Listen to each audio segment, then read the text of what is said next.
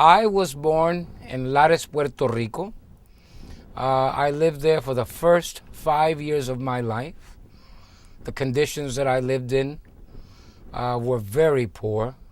And when I say poor, I mean very poor. I mean, we had no toilets. We used to have latrines. And of course, that didn't make for good health. So it was very tough down there. But, being in the tropics and being of a happy disposition, we didn't realize, at least us kids, because didn't realize how poor we were. My parents, that's another story. Well, when I was at the Lighthouse, I had a habit of trying to organize little bands. And I had my first trio at 16. Duke Ellington came to see me at the Lighthouse, and I played for him. Anyway, we got into the Ted Mack Amateur Hour, and we didn't win, but we were on the show. So for 15 minutes, we were very famous. Of course, on the accordion, and that's even going further back, my mother got me into this contest for a coffee called Café Bustelo. And they were holding a contest of kind of like American Idol, but on a lower scale. And so I played the accordion, I won, and the prize that I won was 4 days at the Puerto Rican Theater in New York.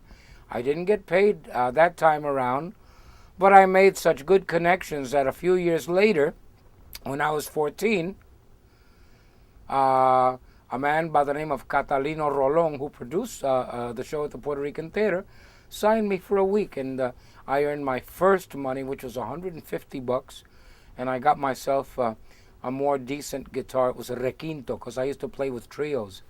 And so then, going further ahead, as I was playing in the Village, I was signed by an agency called ITA, and I had a very dear friend. His name was Peter Paul, who really believed in me, and I love him. He's good people, and I got my first the thing on Ted Mack was in 1962, and in 1965 I appeared on the Ed Sullivan Show, playing the guitar and playing "Flight of the Bumblebee."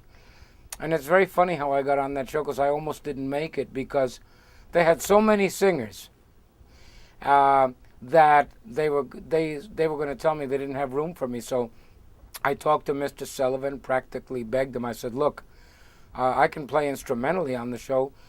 "Well, what can you play?" "Well, I can play Flight of the Bumblebee." Nobody ever heard Flight of the Bumblebee on guitar. They'd heard it on trumpet, everything else, but never on guitar. So I played it on the show, and it was a success. And then I was signed by RCA in 1965, that same year. I recorded 3 albums. No success, really, but that's okay. And then I started recording in Spanish in 1966 in Argentina, and it was like Elvis Presley for me.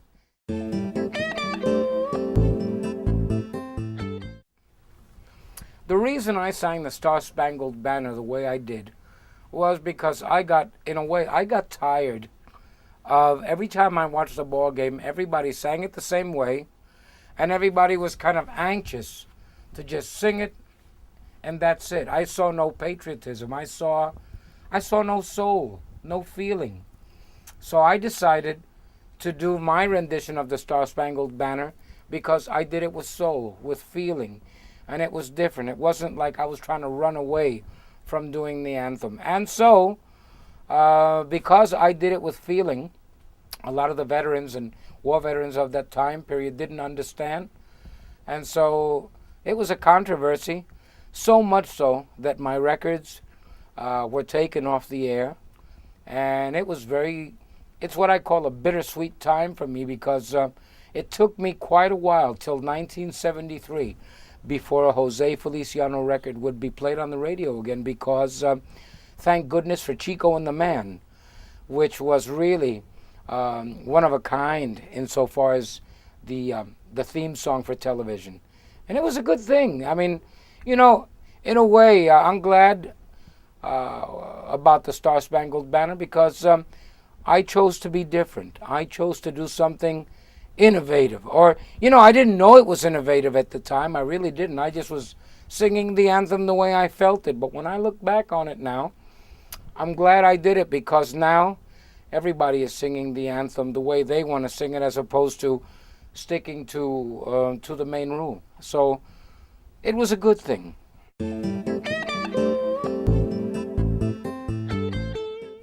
I'm very proud because I was the first Puerto Rican to do the crossover, long before anybody else, and that makes me proud. What can I say? I'm very proud of that. But I think also, I hope that it opened the door so that other Latin artists could succeed, and I'm happy about that. So the rest is really history. I won 2 Grammys in 1968, Best New Artist and Best Performance by a Male Vocalist. And in that time period, there were no Latin Grammys, no such thing. And then when the Latin Grammys came into being on the American side of things, I won 4 more Grammys in Latin music. So I won a total of 6 Grammys. I'm a grateful individual. I thank God for his blessings on me, and I thank the audience, all of my fans who have supported me so many, many, many years. I could never repay my fans for what they've done for me. I'm thrilled. And I still have a lot of music in me. I feel young. I feel pretty. And everything is good.